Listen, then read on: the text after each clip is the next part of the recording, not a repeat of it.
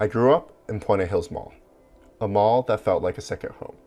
The place echoing with the laughter of kids running around, the scent of Wetzel pretzels hanging in the air, and the excitement of jumping on those mini trampolines doing backflips. But today, if you walk through those same doors, you'd encounter a completely different scene. A quiet, almost surreal silence haunts the crumbling walls, only left with an arcade, the movie theater, and the smaller restaurants around. This place isn't just a backdrop from our childhood memories. It's a mirror reflecting the journey we all take from the simplicity of youth to the complexities of adulthood. Growing up is a transitional phase, a time where the world is a mix of familiar comforts and unknown possibilities. So why am I even talking about this? Well, this is more than just me yapping about what I miss about my childhood. These are the in-between realms where the past lingers and the present hesitates. As we peel back the layers of emotions and meaning that shroud this new internet trend, think about your own childhood spaces, the places that have shaped you to who you are today.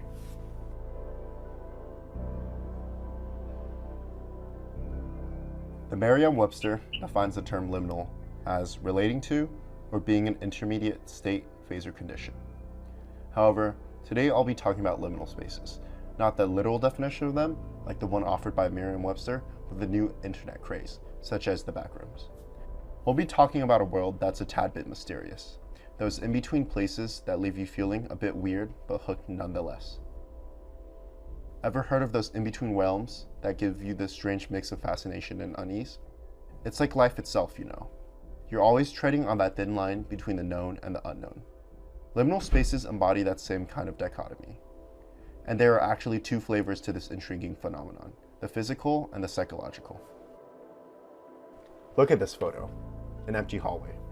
Or even this photo of a bridge with the wind whispering through the gaps. These are known as physical liminal spaces, real, tangible spots guiding you from one place to another. Stairways, hallways, doorways, bridges are all examples of these physical liminal spaces. They're like checkpoints in the journey of physical existence. Step through them, sure, but don't get too comfy. You stick around for too long, and those transitions might become your unintended destination. Then there's the flip side, the psychological liminal spaces. These aren't necessarily places you can touch, they're more or less states of mind. Think of it as a mental tightrope between two ways of thinking, a zone where change is in the air. And let me tell you, when you're in this headspace, emotions are on a roller coaster, and anxiety might just be your co-pilot. Our brains also like things nice and predictable.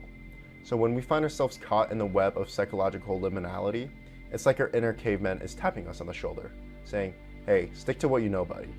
But life's not always about playing it safe and staying in the comfort zone, is it? As we unravel the layers of liminal spaces, remember, the liminality is a shared experience that ties us all together.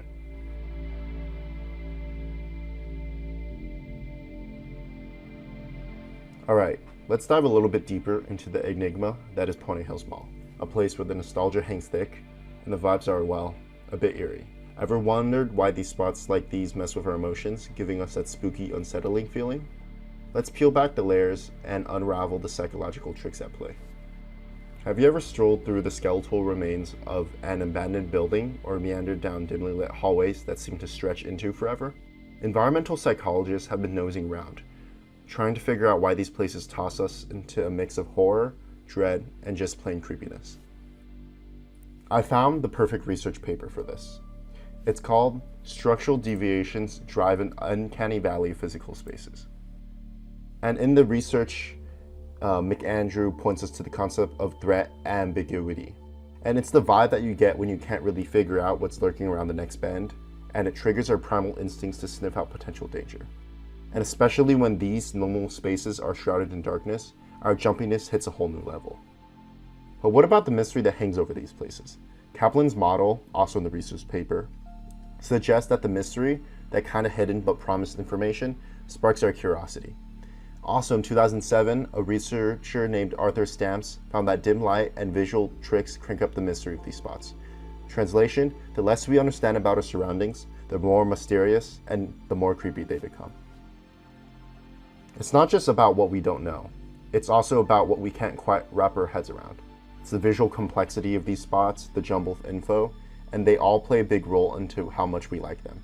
Without the familiar patterns that we normally observe, these places start feeling like a chaotic maze, and the likability takes a nosedive.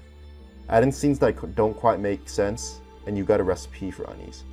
Even though there's not necessarily a PsyD or PhD on liminal spaces, the study definitely aims to pull back the curtain on why these spots give us the heebie-jeebies.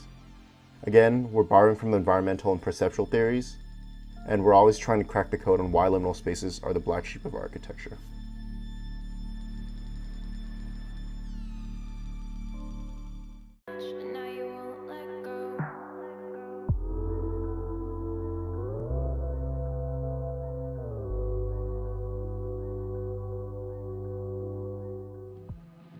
Very similarly, I've sure you guys have all seen those iconic TikToks of where would you sleep the hardest. They give you almost a nostalgic dreamlike state, almost similar to liminal spaces. Again, in exactly the same fashion, when we deal with liminal spaces, there's something we can't quite put our finger on. A certain dreamlike, again, nostalgia feeling you feel. And it's something out of place, and it's a strange feeling that you can't really understand. It makes you really wonder what's real or what's not. Again, as we navigate the maze of liminality, think about the shadowy nooks of crannies of your own childhood hangouts. In the strange, wonderful world of liminal spaces, abnormity is not a flaw, it's a home for the unknown. Now let's dive a bit deeper into the weird world of liminal spaces and dig onto how these places mess with our heads. From these shadows of abandoned buildings to those dimly lit hallways, I've got some photos that nail that perfect combo of nostalgia, spookiness, and the sprinkle of mystery. I've got my own photos that I've taken around with my retro camera, and I'll also be throwing in a few cool finds from the internet. First off, we're going to be hitting the eerie section. Abandoned buildings. Think about the peeling paint, broken windows, and the unmistakable vibe of desertion. These spots aren't just structures. They're like time machines stuck in a moment that's both forgotten and kind of spooky. Now feast your eyes on these dimly lit hallways.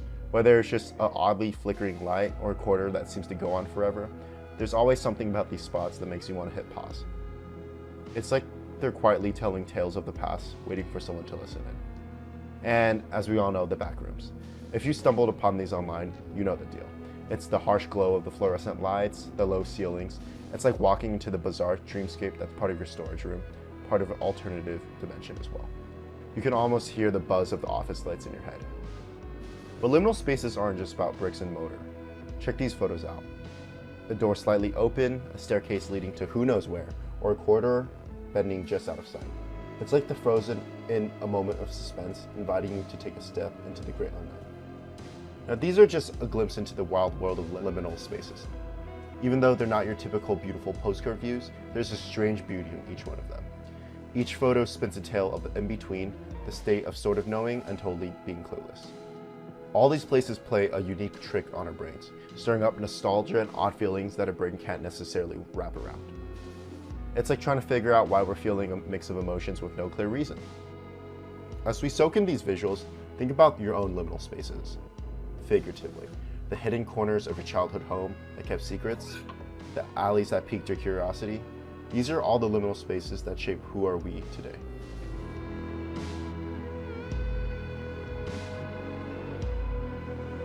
I want to introduce you to one of my favorite games, the Stanley Parable.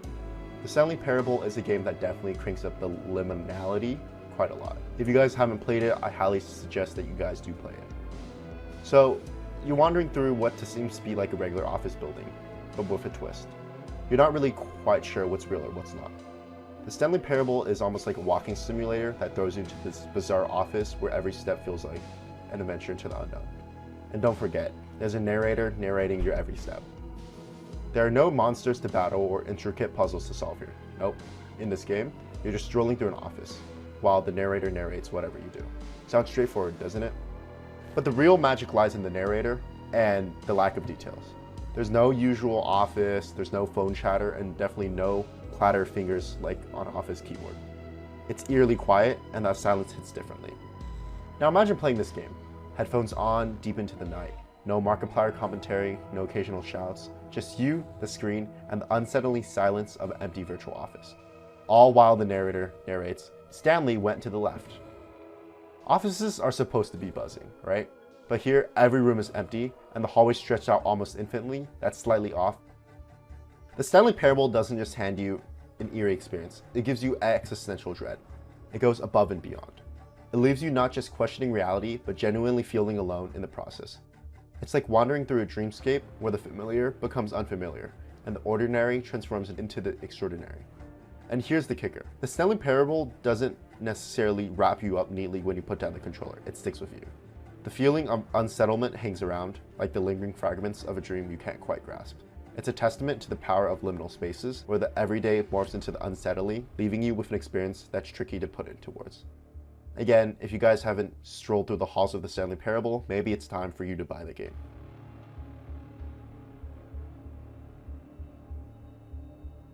Now you might be wondering, why do I keep yapping and talking about childhood throughout this video? Well, let's get into it. There's this intriguing connection between liminal spaces and the childhood that I can't help bring up. A connection that stirs up a bit of nostalgia, a bit of unease, and a touch of disorientation. These spaces, like abandoned buildings and deserted hallways like I've shown before, seem to mirror the transitional nature of childhood itself. Take, for example, those playgrounds that we always used to play around. Now picture them empty, aging in the fading light of dusk. The swings swaying lazily, the echoes of laughter replaced by quiet stillness. It's a liminal space carrying the weight of the transition, not quite filled with the joy of play, but not entirely abandoned either. The liminal spaces you see are living in the in-between. They're not quite one thing or the other, creating the sense of uncertainty and disorientation. And childhood, my friends, is the epitome of transition. It's that journey from the cozy warmth of home to the vast unknown of school and society. Kids always find themselves in the state of liminality. Not necessarily children anymore, but not yet adults. Now think about your childhood memories. How many of them are most likely set in liminal spaces? Maybe it's the thrill of exploring an abandoned house or the excitement of playing in an empty playground after the sun has set. Those experiences, both thrilling and a little bit eerie and spooky, stick with us long after childhood waves goodbye. Now let's break it down with some specific examples. Do you remember that feeling of being alone in a massive space? For kids, that's a common experience. A sense of being lost or overwhelmed in a big place like a school or a shopping mall. Liminal spaces, with all their vastness, can echo that same childhood sentiment. And then there's a timeless feeling. Liminal spaces often seem to exist outside of time, much like how time has passed more slowly in childhood. Do you remember those lazy summer afternoons that felt like they would never end?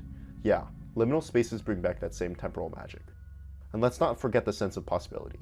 Liminal spaces are realms where anything can happen, a sentiment that mirrors the endless possibilities that childhood seems to hold. The world at that age feels like a canvas waiting to be painted with dreams. In the end, this dance between liminal spaces and childhood is a captivating waltz of emotions. It takes us back to a time of wonder, exploration, and the realization that life itself is transient. These spaces, with their knack of evoking complex feelings, act as portals to our past, reminding us that the journey from childhood to adulthood is nothing short of extraordinary.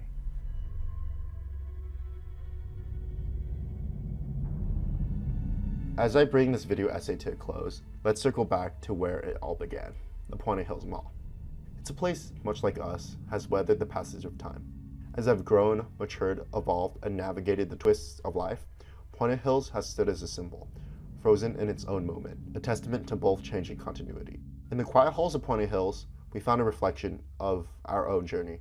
It's a place that's almost grown up, much like how we've almost grown up, in its own way. It's a living paradox, a reminder that growth doesn't always follow a linear path. So here's to the liminal spaces in our lives, the places that echo with the whispers of the past and the promises of the future.